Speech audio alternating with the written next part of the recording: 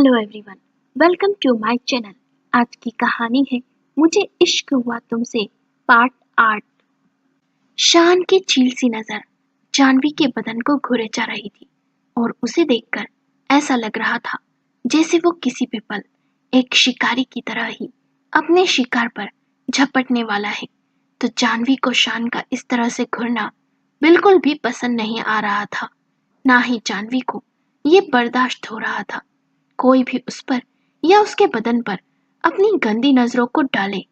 जानवी ने अपनी खुद की मर्जी से शौर्य को सौंपा था और अब वो खुद पर शौर्य के अलावा किसी और की नजर सह भी नहीं सकती थी, ना ही खुद पर किसी और की छुअन को बर्दाश्त कर सकती थी। जानवी शौर्य की पत्नी है और सबसे बड़ी बात वो शौर्य से प्यार करती है, तो खुद को कैसे वो अपने प्यार के अलावा किसी और की नजरों को सहे। इस समय जानवी को बहुत ही ज्यादा रोना आ रहा था। वो इतनी ज्यादा बेबस थी कि आंसू बहाने के अलावा वो कुछ और भी कर नहीं सकती थी। जानवी की आंखों के आंसुओं को देखकर शान शैतानों की तरह हंसने लगता है और हंसते हुए ही बोला, क्या हुआ जान, तुम ऐसे क्यों रो रही हो? कहीं तुम ये सोचकर तो दुखी नहीं हो रही ना, शौर्य के मरने के बाद तुम्हारा क्या होगा? यदि तुम ये सोचकर परेशान हो तो मैं तुम्हें बता दूं, तुम परेशान होना बंद कर दो, क्योंकि शौर्य के मरने के बाद मैं हूं ना तुम्हारा ध्यान रखने के लिए, और मैं तुम्हें बहुत ही खुश रखूंगा। तुम्हारे जीवन में कभी भी लव लाइफ कम नहीं होने दूंगा। तो तुम ऐसे रोना बंद करो और आराम से एंजॉय करना, क्योंकि आज हम शादी कर लेंगे। और इतना बोलकर शान जोर से हंस पड़ता है, मगर जानवी को शान की बात बहुत ही ज्यादा गंदी और घटिया लगती है और उसकी सोच भी, जिस कारण वो बस मन में शान को कोस और गालियां दे सकती थी, सामने से नहीं। वैसे भी मुंह पर भी गालियां दे सकती थी अगर उसके होठों पर टेप न लगा होता। शान अभी खुश हो ही रहा था, उतने में ही वहां पर शौर्य के कार के रुकने की आवाज आती है, जिसे सुनकर शान के होठों पर शैतानी चमक आ जाती है। तो जानवी को अंदर ही अंदर बहुत खुशी होती है जो शौर्य उसके लिए आया था, मगर उसे डर भी लगने लगता है क्योंकि शान ने कहा था वो उसे मार देगा। ये सोचकर ही जानवी की आंखें डर से भर जाती है। जानवी अभी सोच में गुम ही थी, उतने में ही उसे शान की आवाज सुनाई पड़ती है जो बोला, आ गए तुम, बड़े ही जल्दी आ गए तुम भाई। इतना बोलकर शान टेढ़ा मुस्कुराया और अपने सामने खड़े शौर्य को देख आगे बोला, लगता है आपको इस लड़की, मेरा मतलब अपनी बीबी से कुछ ज्यादा ही प्यार है, तभी तो आपने इतनी जल्दी पैसे भी अरेंज कर लिए और यहाँ पर आ भी गए। इतना बोलकर वो हंसने लगता है। शौर्य का ध्यान शान की बातों पर बिल्कुल भी नहीं था, उसकी नजरें तो बस अपनी बीबी पर होती है, जिसकी आंखें आंसुओं से भीगी हुई थी और वो कुर्सी से बंधी उसे लाचारी से देख रही थी। जानवी को खोलो, तुम्हें तुम्हारे पैसे मिल जाएंगे, शौर्य अपनी खतरनाक आवाज में बोला। मुझे आप पर भरोसा नहीं है भाई, अगर मैंने इसे खोल दिया और आपने चीटिंग की तो मैं क्या करूंगा? शौर्य कभी चीटिंग नहीं करता है और हमेशा अपने उसूलों का पक्का है। अगर यकीन नहीं हो तो अपना बैंक बैलेंस चेक करा लो और जानवी को खोलो, शौर्य अपनी डीप वॉइस में बोला। शान शौर्य की बात सुनकर जैसे ही मोबाइल निकाल अपना बैंक बैलेंस चेक करता है तो उसकी आंखें खुशी से चमक जाती है। उसके अकाउंट में पूरे 100 करोड़ रुपए आए थे, जिस कारण वो बेहद ही खुश था, मगर अपनी खुशी को छुपाते हुए ही बोला, पर ये तो आधे हैं और 100 करोड़ कहाँ पर है? वो भी मिल जाएंगे, मगर पहले जानवी को मेरे पास भेजो, उसके बाद तुम्हें 100 करोड़ और मिल जाएंगे, शौर्य अपनी शांत सी आवाज में बोला। शान ने सोचा जानवी को वो अभी भेज देता है शौर्य के पास, वैसे भी उसके इतने सारे आदमी तो हैं ही जो पैसे आते ही उसके इशारे पर शौर्य को मार देंगे। शौर्य के मरने के बाद शौर्य के पैसे भी उसके होंगे और जानवी भी। यही सब सोचकर वो जल्दी से जानवी के हाथ पैर खोल देता है और साथ ही जानवी के होठों पर लगा टेप भी जोर से खींच देता है, जिस वजह से उसे काफी तेज दर्द होता है और उसकी दर्द भरी आह निकल पड़ती है। जैसे ही शान जानवी को खोलता है, जानवी भागते हुए शौर्य के पास जाती है और अपनी दोनों बाहों को फैलाकर शौर्य के सीने से लग उसे काफी टाइट हग कर लेती है।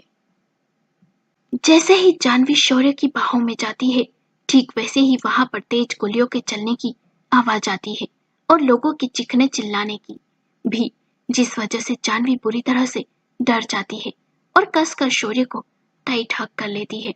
कुछ ही देर में सब कुछ शांत हो गया था और वहां पर सन्नाटे वाली शांति फैल गई थी, मगर जानवी में इतनी हिम्मत नहीं थी कि वो अपनी आंखें भी खोल सके। इस समय उसका सारा बदन डर से कांप रहा था। तभी जानवी अचानक से शौर्य की बाहों में झूल सी जाती है। जब जानवी को होश आता है तो वो खुद को अपने घर में अपने बेडरूम में पाती है। खुद को ऐसे बेडरूम में देखकर जानवी हैरान होती है और वो कुछ समझ पाती उससे पहले ही डॉक्टर की आवाज उसके कानों में पड़ती है। Mister and Mrs Goyal, congratulations, आप दोनों पेरेंट्स बनने वाले हैं। जैसे ही डॉक्टर के ये शब्द जानवी के कानों में पड़ते हैं, ठीक वैसे ही वह एकदम से हैरान हो जाती है। जैसे ही जानवी के कानों में डॉक्टर की बात पड़ती है, ठीक वैसे ही उसकी आंखें अचानक से एकदम हैरान हो जाती है और उसका हाथ अपने आप ही अपने पेट पर चला जाता है और अगले ही पल उसकी आंखों में खुशी के आंसू आ जाते हैं और वो शौर्य को देखने लगती है, जिसके होठों पर भी इस बात को सुनकर प्यारी सी मुस्कान आ गई थी। मगर रिया और रिहान, वो तो इस खबर को सुनते ही एक दूसरे को हक कर लेते हैं और रिया अपनी एक्साइटमेंट को छुपा नहीं पाती है। जोरों से चिल्ला पड़ती है, मैं भुआ बनने वाली हूँ और तुम चाचू बनने वाले हो रिहान। इतना बोल वह काफी ज्यादा खुश नजर आती है। डॉक्टर जानवी और शौर्य दोनों को ही कुछ सावधानी रखने का बोल वहां से चली जाती है। जानवी, वाह यार, तू तो बड़ी ही फास्ट निकली। अभी तेरी शादी को 6 महीने भी नहीं हुए और तूने इतनी जल्दी ये गुड न्यूज भी दे दी। रिया जानवी को छेड़ते हुए ही बोली, वैसे तुम चाहो तो हमें भी गुड न्यूज दे सकती हो।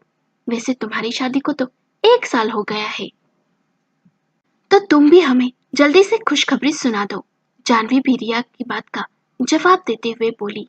जानवी की बात से रिया शर्मा जाती है और वो रिहान का हाथ पकड़ वहां से बाहर निकल जाती है। उन दोनों के वहां से जाते ही शौर्य रूम को अंदर से लॉक कर जानवी की तरफ बढ़ जाता है। जानवी भी प्यार से शौर्य की तरफ देखती है और जैसे ही शौर्य उसके पास आता है, ठीक वैसे ही जानवी झट से शौर्य के सीने से लग जाती है।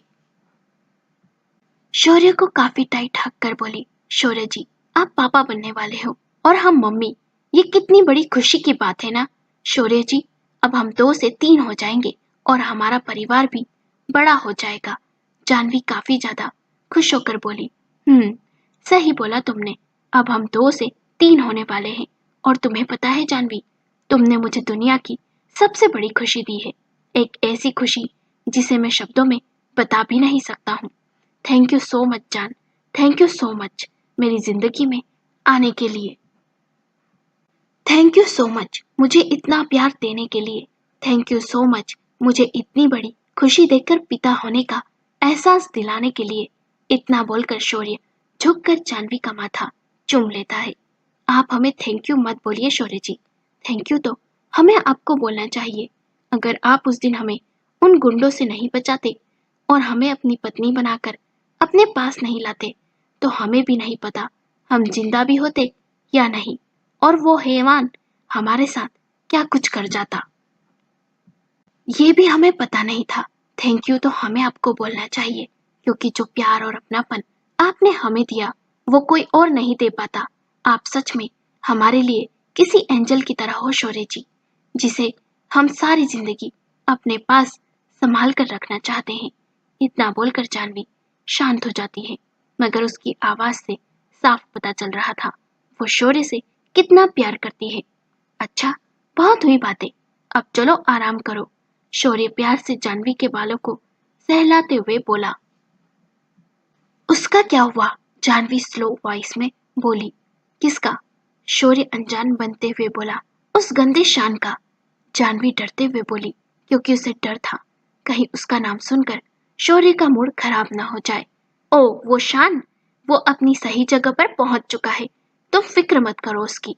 शौर्य प्यार से बोला। जाह्नवी भी बस हाँ में सर हिला देती है। दूसरी तरफ उस शौर्य ने मेरे बेटे की जान ले ली, खत्म कर दिया उसे। मैं उसे छोड़ूंगी नहीं, उस शौर्य को।